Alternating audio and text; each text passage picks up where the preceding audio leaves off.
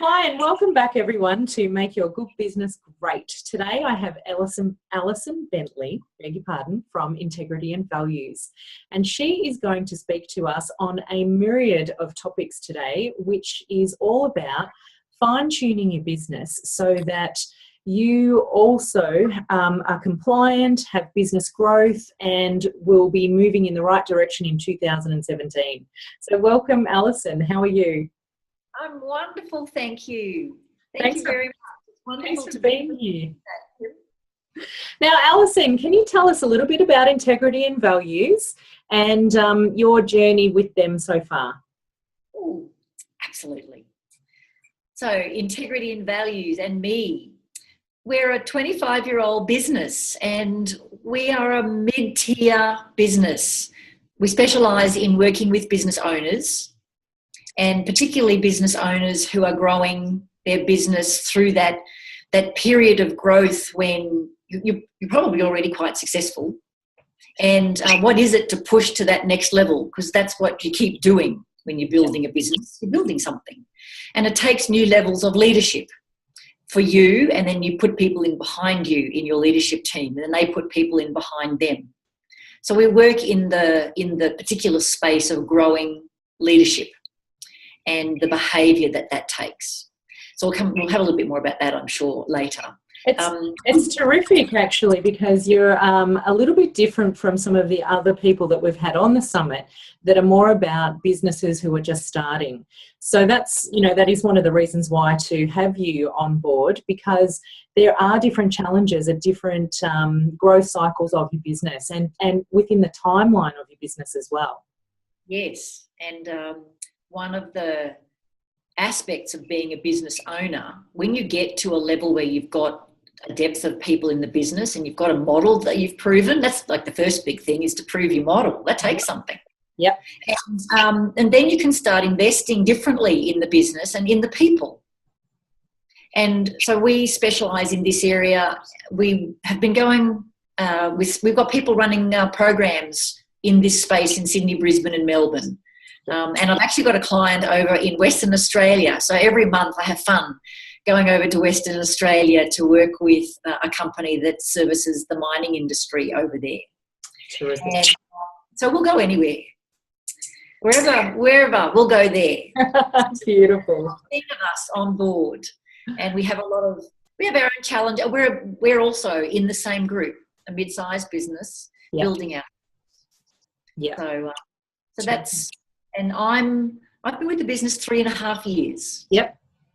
So I've built 3 businesses myself and sold one, and that was exciting and nerve-wracking.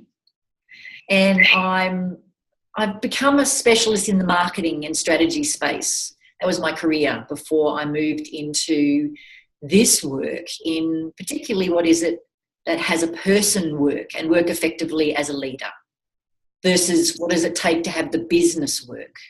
Yeah. That was the perspective I came from. That's great. And so with your clients that you have, what do they typically present with? What challenges do they have? Probably the big thing that a client will come to us with, and I have to say mostly they're men that are at this level in the business world. Mm-hmm. And I personally would like to see that change. And I get it takes something to stick with business to grow it to that level. But typically they will come, they'll know something's not working anymore. They feel it. They're exhausted. They've gone to the limits of their own capacity on their own. They are choking with the business growth, or they know they're in the way and what it is to let go of and think differently about the business to take it to the next level. I also find, so they're asking all these questions, and they're very different types of questions, because now it's really letting go. The hands-on piece has kind of come to the very edge. The elastic band is now, it's now untenable. And mostly they feel it and don't know how to. They know it's possible, clearly, and don't know how to. And they're very interested in still having a good life. They're very family-orientated people. And they're now very aware that the impact of their business is risking the way they live their life. So they want to alter that whole perspective for themselves. And they want to build up people behind them. And as well, and it's great, it's much easier to train managers. Yeah. In processes and how we do things around here as a business owner. Yeah. It is more difficult to train your people as leaders. So they're also asking that question, how do I get these people who are technically fabulous and aren't going anywhere, they're very loyal, how do I keep building them as leaders? It's brilliant. So what sort of tips do you have for them, Alison? What sort of tips can you give us today? I think one of the big things I've noticed in the clients that we work with is they know they can ask for support. So they're very generous. Yeah. They're generous in the way they think about their people as their family, and they think about their communities. Yeah. So they're just asking yourself, looking at yourself as a person, and asking yourself, who are you as a person, and how do you think about each of the people in your leadership team? There's a simple little test that we run with people on what's the level of play that you experience as a leader. We don't often use that word in the business world. No, that's radical. We use the serious word, engagement. But really, it's play. If you and your people aren't experiencing what you're doing, the work you do that produces the results you're interested in, if you're not experiencing that as play, then really, it's hard. It's hard work to be doing hard work. Yeah. It's much more fun and playful. Do the hard work and it occurs as play. And there's some simple questions you can ask for yourself and your leadership team to get a gauge of what is that. And the simple questions are, there's 6 of them. Yeah. Can I give these now? Yes, please. I'm on the edge of my seat. What's the degree of challenge that you want in your life? Yeah. And give yourself a rating from 1 to 10. What do you want? It doesn't matter. It's subjective. It's what's true for you. And then answer the question, and what are you getting? And notice what the gap is. And then the second question is, what do you want in autonomy for yourself or elbow room? What works for you? And then what are you getting? And the third question is, what's the learning opportunity that you want in your life? How much learning do you want to have and the opportunity for that? And then what are you getting? And the fourth one is, how much meaning in the work you do, how meaningful do you want that to be for yourself? And what do you actually experience? And what's the gap? And then what's the level of mutual support that you want for yourself? And what are you getting? And what's the level of mutual respect that you want for yourself? And what are you getting? And the final one is, what's the available future? Or, what's desirable? What do you want? And what are you getting? And then we want to look at the gap in any of those. There may not be a gap. There may be a gap. Yeah. And then I know on any of the individual attributes where there's a gap of 2 or more, go have a good hard look and ask the question, what do I need to let go of or add in or go talk to someone about that would start to close that gap? It's in the closing of the gap that we then can move forward to create the experience of play. And oftentimes I know just doing that in and of itself will shift something on a dime. Oh, absolutely. I can see that. I'm ticking away in my mind answering those questions as well. So, and there's a second piece that we bring to that. But I think if someone was to do that just like that for themselves and then ask their people the same question, and then you'll get a very specific focus on what are the conversations to have with people and what's the conversation for me to look at for myself that would make a difference now. Because the experience of play in being a leader is what's going on right now. That's all there is, the now. That's brilliant. And you really embrace this play and bringing it into the workplace, even if, some people have never experienced play in their workplace before. It's a funny word that we use. I love it. When I first joined Integrity and Values, and we talk about this. I mean, fun is one of our values. Yeah. And I go to think about playing in the sandpit in kindy. And I used to be very serious at work. I can do very serious. It's not about not doing serious. It's about being true to yourself and noticing and being responsible for, I'm working with a whole bunch of people here. What's it going to take where we actually all enjoy playing with each other?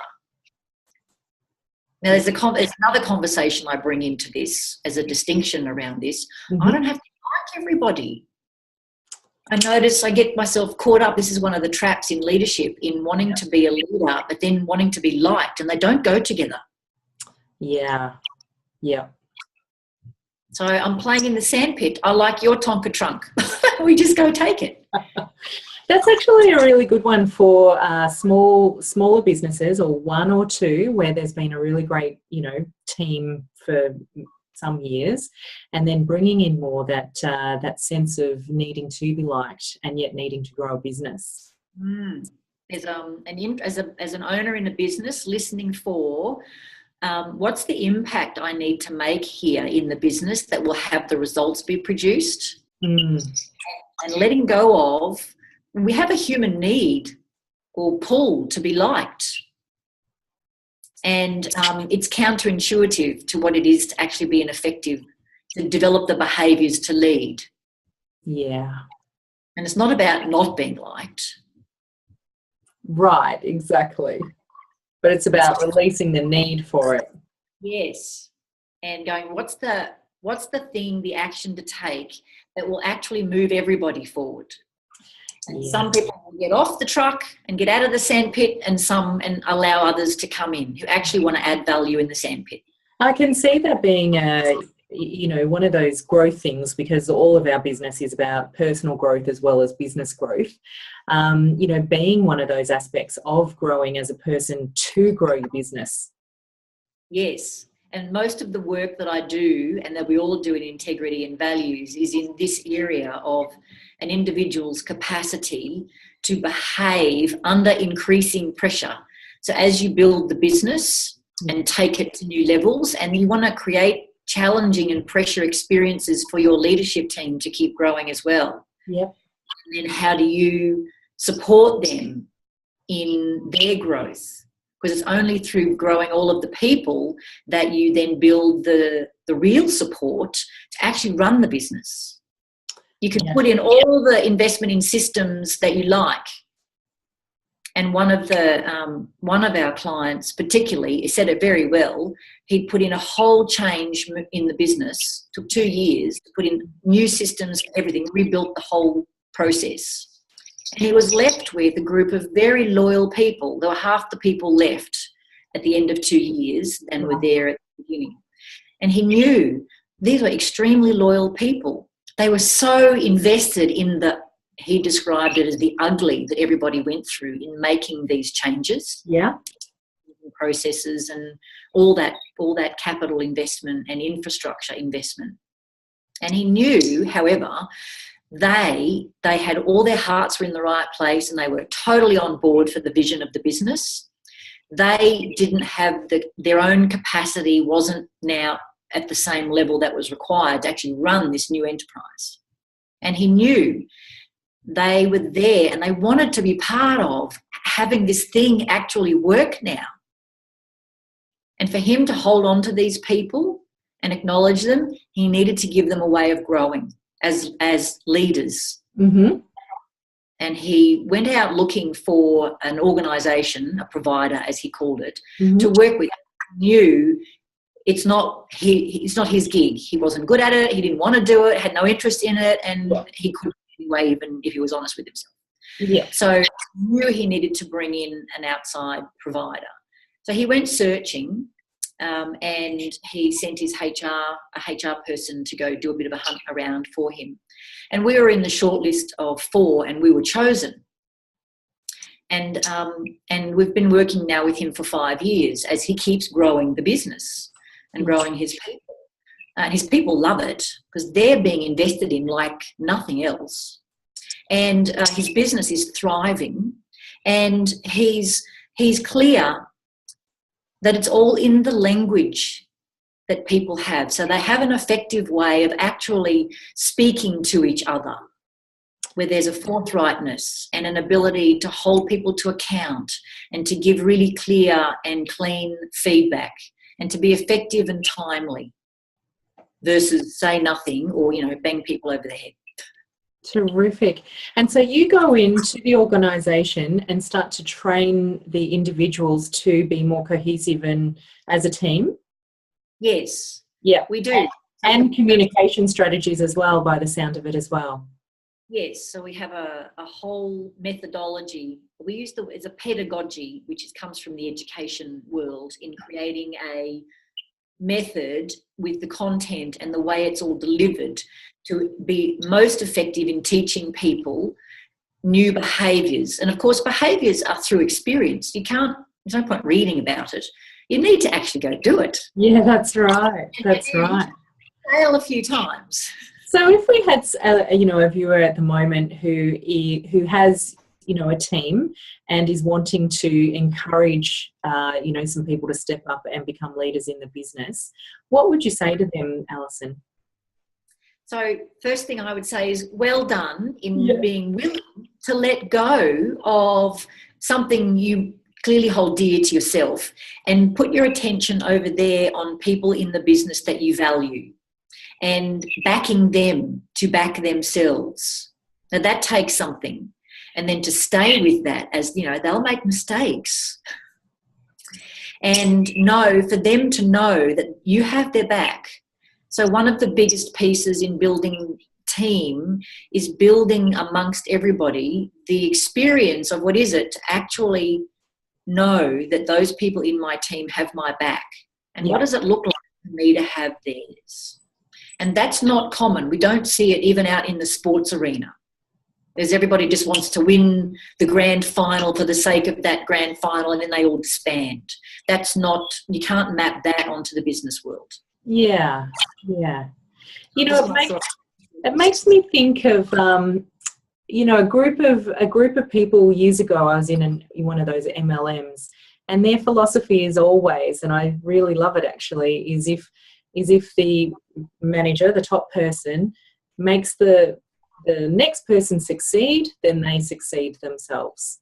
It's always investing out there will have you succeed. It's a great philosophy that isn't always in the workplace. Easy to say and much tougher to actually hold in the space and stay with, because people will, they'll go like this in their performance, up and down and up and down. Yeah. And you've got a bottom line that you're managing. Yeah. You're wanting people to be as cognizant of the bottom line and take it as much to heart as you do as the business owner. Yeah, that's so. Right. You're coming from one perspective, and they're actually from a different perspective. Yeah, and I suppose that's about bridging that gap that bit further. Yes, and that all becomes your responsibility as the business owner, and managing yourself as all of that begins to unfold.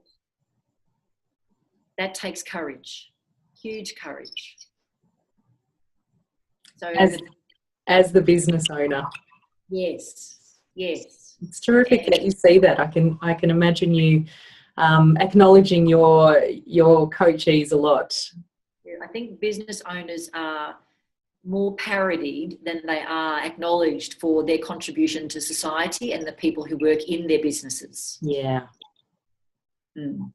It's a big job, and it's a testament to them as a person.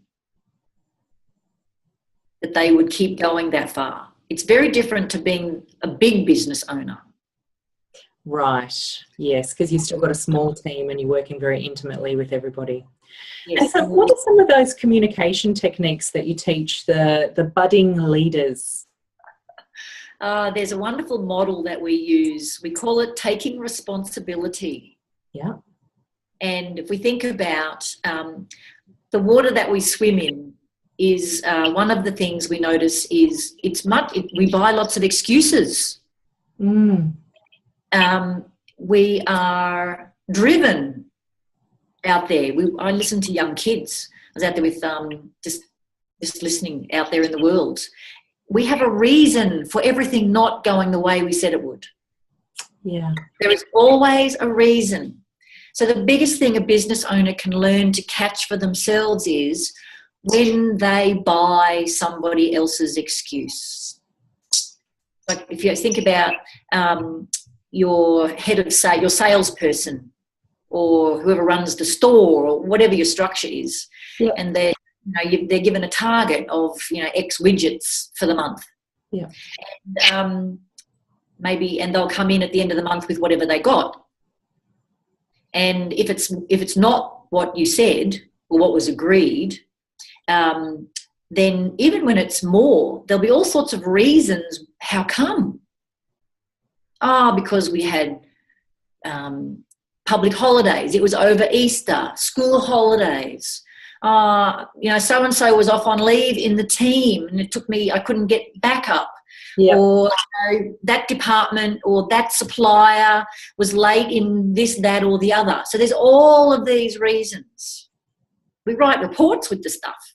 We clog up our inboxes with the stuff. And just to notice, as a business owner, whatever you're leading, what excuse did you just buy? So as soon as you read this stuff or you hear it coming out of somebody's mouth, and you, in that moment, say to yourself, oh, bugger.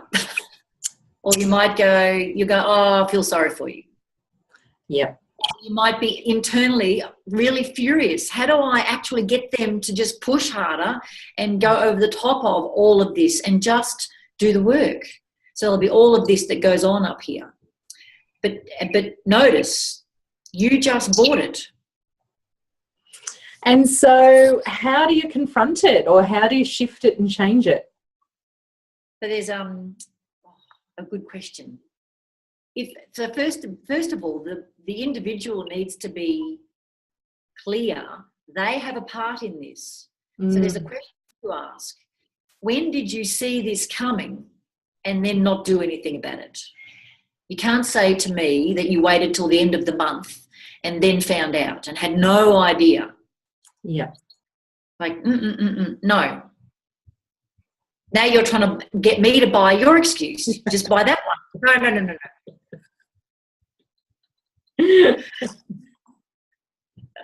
all goes back to the responsibility, doesn't it? So that becomes the crux of noticing and becoming more aware of your own behaviour. So one of the keys is, what do you already do? And it's so fast, it's habitual. We don't. So it's to slow down the thinking. Yes. And begin to notice, what am I actually doing or not doing? That's the first place to start. As a business owner or as anyone who's leading anything. Yeah, even just a project. And certainly for those who are moving up in the company into those leadership roles as well. Anyone who has any aspirations as well. And we don't teach this stuff. So true. We teach kids in school to do their homework, be nice, and don't fight, and all those other socialised things. How to stay away from bullies, how to stay away from cyber questionables. Yep. How to cross the road, how to function. Yep. So this is an area that we bring to business, and I wish it was part of everyday learning with children. would make a big difference to the world we live in if this conversation was normal on the table everywhere. Do you think you have, I think society's changed a lot and we are a lot more involved with our feelings and taking responsibility. Have you noticed that change in management over the years? Or do you think we're just still as bad as we've always been? I think our values have changed. So, I'm from the baby boomer era. And my work ethic, I'm very clear when I look at my young adult nieces and nephews, and then I look at my clients who are 1 and 2 generations behind me. Yep. They're people in their businesses, in their 20s and 30s. And I'm clear that people want to do good work. That doesn't change. The values that they grow up with at a social level, and then inside their family, and then their own personal values, all come to bear on how they are today. Yeah. And it's the capacity, I believe, to sit there and talk with someone and create a relationship to work it out. Because there's the expectation and the assumption of only coming from my perspective. And it is the only perspective I know. It's the only perspective anyone can know. Yeah. No matter what generation you're born in. Yes. Or how you are. And that's fine. And there's being willing to look at, okay, I want to share mine with you because we want to produce something together. And I'm interested in yours. And then what we can both bring to this. Now that takes something. And that's the piece that's missing in the time it takes to actually develop that level of connection and relationship, purely just to do this little piece of work. Because we want things now. We just want them easy. Yeah. We always have. Yeah. Always will. And always will. It's part of the innate human drive. Absolutely. As well. Yeah. So it's a skill, it's a behaviour to learn to create relationships and language that becomes something in common. And I could use the word leadership, and if we asked everybody that's listening to this, how would they describe it and what would it mean for them, we'd get, as many different responses as there are people listening. Yeah. To get something common, at least one common thread. Yes. And then team cohesiveness and playfulness as well. So it's fun. It's playful. Yeah. And actually, you know what? It can be a very serious topic, and with the way that you come at, obviously business and life, you create it, very differently to some, drier ways of progressing through, growth and leadership and development. Yes, we play games. Yes, great. We don't literally go into the sandpit, and we play games, because how you play games is how you play life. Yeah. We go look at that. Go make it real. Yeah. Otherwise, it's just all textbook knowledge, and that doesn't mean anything. Well, my son is 6, and I tell you, he always wants to play chess at the moment, and he is such an aggressive out there player, it blows my mind. So that is how he's going to do life. That's what he's learning, and he's practicing. Yeah, he's practicing with the chess set. He's rewarded for it. So yes, that will become a very strong default behaviour for him. Have to watch that as he grows older. And it's not bad. No. We all have our strengths in our default behaviours. It's when we bring them to the situation where it's actually not the most appropriate behaviour to bring, and we don't have another behaviour of sufficient mastery, which would be appropriate to bring. Yeah, that's right. And that's when the system breaks down, and the system being the organisation. Yeah. We wonder why I can't work with them. Yeah. I told them. They didn't listen. How many more times do I have to tell you? I sent an email with it all in. Like, we do all this stuff, right? Haven't we gone through this already? Like, did you read it in the manual? It's just there. Go read it. That's right. That's right. Well, he looked at me weird across the table, or all those sorts of things. All that, and here we go. Now, I ask everyone, Alison, you know, throughout your career, you would have come across a lot of different books that have really changed, you know, the way you think about life, organisations, business, you know, the whole works. What have been some of your favourites that you could let us know about?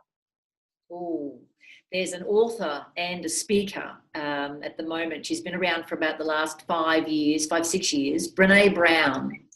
You can find her on TED, and she has several books which are really worth reading. Because I know one of the things that is at the source of being able to be with other people and to be with yourself, especially when it gets really tough and you go, I don't know how to talk to someone. Yeah. Which is real. Is to then look at yourself with some level of vulnerability and humility and empathy for yourself. And she's brilliant in the way she's distinguished what is that and how do I think about that and take that on for myself. And then I have more of a capacity to bring that to others. So any of her books or TED Talks, I listen to hers. I listen to everything versus read these days.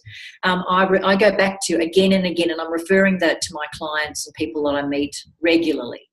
And she has a beautiful way of delivering it. And one of the others that I love, especially for people that are looking to take the next leap, is a wonderful book called Excuse Me, Your Life is Waiting. Oh, really? Okay. By a woman called Lynn Grabhorn. And she delivers that so beautifully. It's very playful, and it's a way to re-inspire yourself when you're looking. You know, you get to a point in life, sometimes you go, you're looking, what next, what next? And for business people, one I really recommend, I enjoy it immensely, is a book called Good Strategy, Bad Strategy. Okay, that sounds simple. That's, I can't remember the author, I'm sorry, author. But as someone who's run businesses, works in businesses and has been a career strategist, this I find absolutely compelling to be real as a business owner in what is my business strategy and how do I know it's good. So I thoroughly recommend them. I've got a list, an arm long, but there's 3 to start us off. And who, Alison, you know, who's your mentor? Who's your guru? Who inspires you? One of my biggest inspirations comes from the CEO of Integrity and Values, Jennifer Elliott, and what it takes to create something, even when people don't necessarily agree or like you, that takes something. And she embodies that for me. I keep going back to Mahatma Gandhi. Yeah. I read his autobiography a couple of years ago, up until the point where he was put in jail. And there's just such a gentleness and yet a real strength. And this is what I'm committed to. And it was not clear how he would live his life and what would become of the life he led. But it all unfolded because he was really clear about how he wanted to think about himself. So I find that really inspiring as an anchor for who am I as a person, and then all the rest of it just will spin around that. Yeah, that's beautiful. Thank you so much for being with us today, Alison. It's been wonderful to learn, you know, how middle-sized businesses can get to that next level of growth and the things that they need to be looking out for, and the personal growth that's going to go with that as well. Never stops, hey? No, it doesn't. Get us off the merry-go-round, but it never stops. It's great. Thank you so much for being with us today, Alison. My pleasure. Thank you. Thanks. And we'll see you all tomorrow on Make Your Good Business Great. Bye.